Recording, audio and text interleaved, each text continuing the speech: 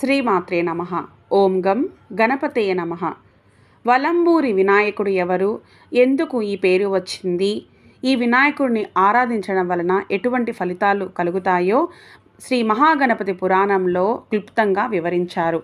ఆ కథనంలోకి వెళితే, వినాయకుడు బాలగణపతిగా ఉన్నప్పుడు కైలాస పర్వత ప్రాంతంలో శివుని గణాలతో కలిసి ఆడుకునేవాడు.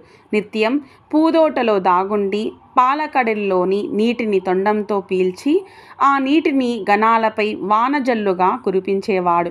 ఇలా జరుగుతుండగా ఒకనాడు పాలకడలిపై శేషతల్పాన పవలించే శ్రీ మహావిష్ణువు తన పాంచజన్య శంఖం కనిపించకపోవడంతో ఆందోళనకు గురయ్యాడు. ఆ సమయంలోనే కైలాస పర్వతం మీదుగా పాంచజన్య శంఖారావం వినిపించడంతో విష్ణువు శివుని వివరం అడుగుతాడు. వలంబూరి గణేశుని అనగా వలంబూరి గణేశుడిగా వినాయకుడు కుడివైపు వంపు తిరిగిన తొండంతో దర్శనమిస్తారు. ఈ పిక్చర్లో మీకు కనిపిస్తున్నట్లుగా వినాయకుడి తొండం కుడివైపుకు తిరిగి ఉంటుంది.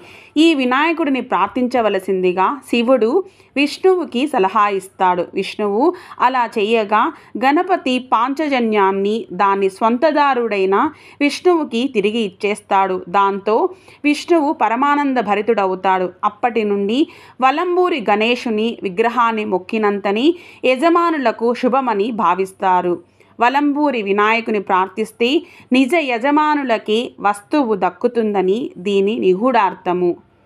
జై శ్రీ గణేశ. ఓం గం గణపతయే నమః.